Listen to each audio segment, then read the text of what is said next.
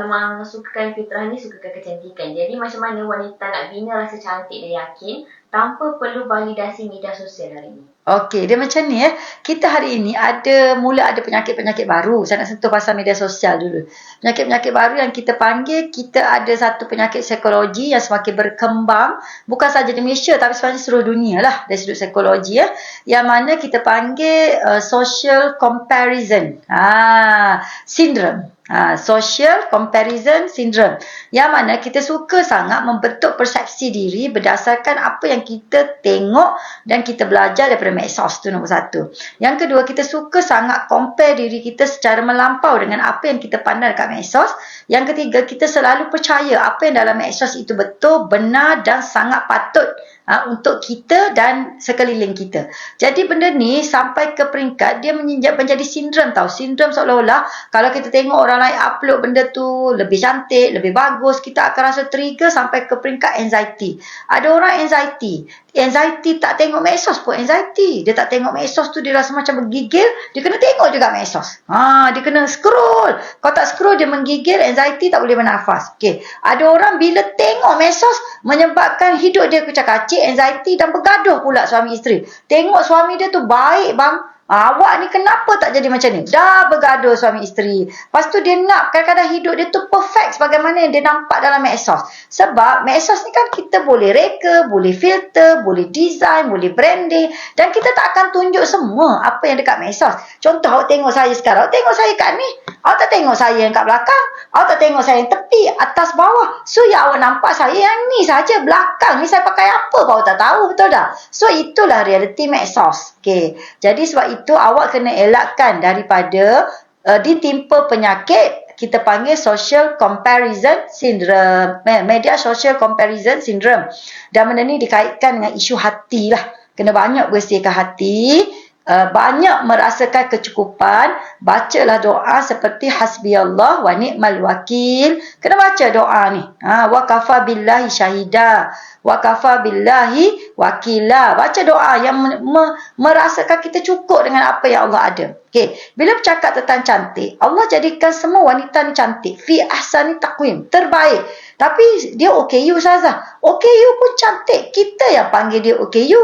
Kalau tidak, tak adalah orang OKU tu kahwin. Orang OKU pun beranak. Orang yang tak OKU lagi ramai tak kahwin, lagi ramai tak beranak. Tapi OKU boleh beranak pinak. Nak menceritakan, setiap orang ni memang Allah jadikan comel-comel setakat dia dah. Cuma kita rasa tak comel sebab kita compare diri kita dengan orang lain. Macam saya, hitam. Saya comparekan dengan orang putih. Tapi ada juga orang putih comparekan diri hitam. Kenapalah kulit aku ni putih sangat? Kenapa tak tan sikit? Manusia ni serba tak cukup. Jadi akhirnya, bila awak bergantung kecantikan kepada fizikal, percayalah, fizikal ni akan luntur bila-bila masa. Contoh, awak goda suami awak dengan fizikal yang sekarang. Lepas tu kahwinlah. Tapi berapa lama awak boleh bertahan dengan fizikal awak yang ketika umur 20 sehingga umur 50, 60 tak adanya boleh bertahan. Paling lama boleh bertahan pun sebelum tidur. Bangun tidur tu pun dah rupa lain dah. Faham tak? Sebab tu awak kena ingat, bergantung kepada fizikal ni tak tahan lama. Bergantung kepada yang orang kata mudah fana ni, mudah musnah, mudah luntur ni tak tahan lama. Jadi kita binalah kecantikan kita berdasarkan kecantikan hakiki. Pergi cari apakah ciri-ciri wanita soleha. Antaranya wanita ni cantik berdasarkan maruah dia. Wanita ni comel, orang nampak bila maruah dia bagus. Wanita ni bagus, pandai menjaga maruah. Saya tertarik dengan dia sebab dia sesuai jadi isteri saya. Kalau setakat kawan dia tu boleh. Sebab dia ni wanita jelma, orang kata kan. Wanita lepas laku. Tapi kalau hok ni, walaupun tak pandang maka, kalau nak jadi mak sesuai hok ni, jadi mak kepada anakku. Orang dia pilih macam tu. Kita pun lebih senang tengok orang yang maruah tu terjaga berbanding dengan yang tak ada maruah terjaga. Jadi wanita ni cantik pada maruah. Sebab tu sangat ditekankan wanita menutup aurat sebab dia berkaitan dengan maruah. Betul tak? Yang kedua, wanita ni cantik pada malu. Malu bertempat tetapi tidak malu bila mempertahankan hak diri sendiri. Terutamanya hak dari sudut pandangan mata agama dan sisi Allah. Tapi dalam keadaan biasa, kita ada sifat malu-malu seorang wanita. Malu ni menyebabkan kita nak melangkah, kita fikir-fikir, kita tengok kesesuaian, kita tengok fitnah. Tapi bila mempertahankan hak, bila berkaitan agama, kita tak malu.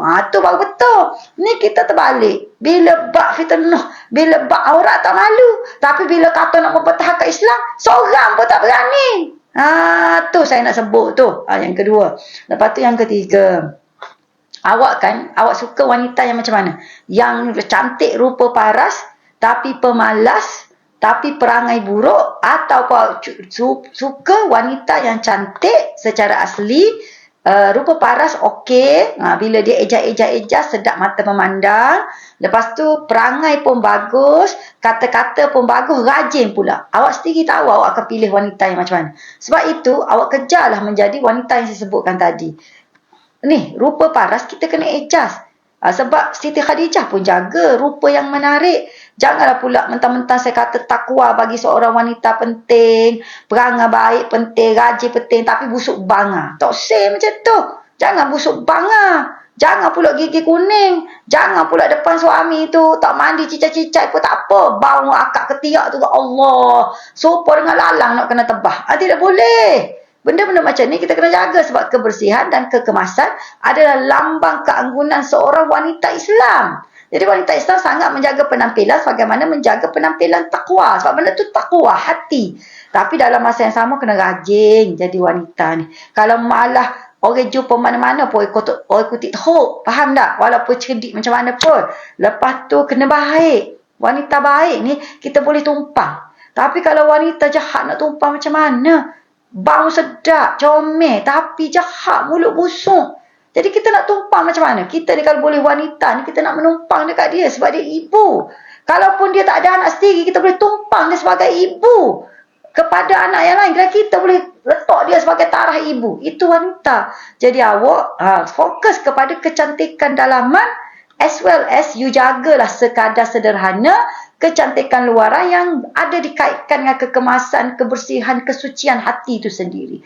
Wallahualam, semogalah Ramadan hari ini, Ramadan pada kali ini, awak resetlah minda awak, resetlah aura awak, resetlah pandangan awak. Tak ada masalah untuk awak tampil dekat medsos, tapi betul niat. Dan awak kena ingat satu benda, bila awak tampil dekat medsos, awak banyak mendidik orang ke arah pahala jariah ataupun dosa jariah. Kalau dosa jariah, hari ni berubahlah.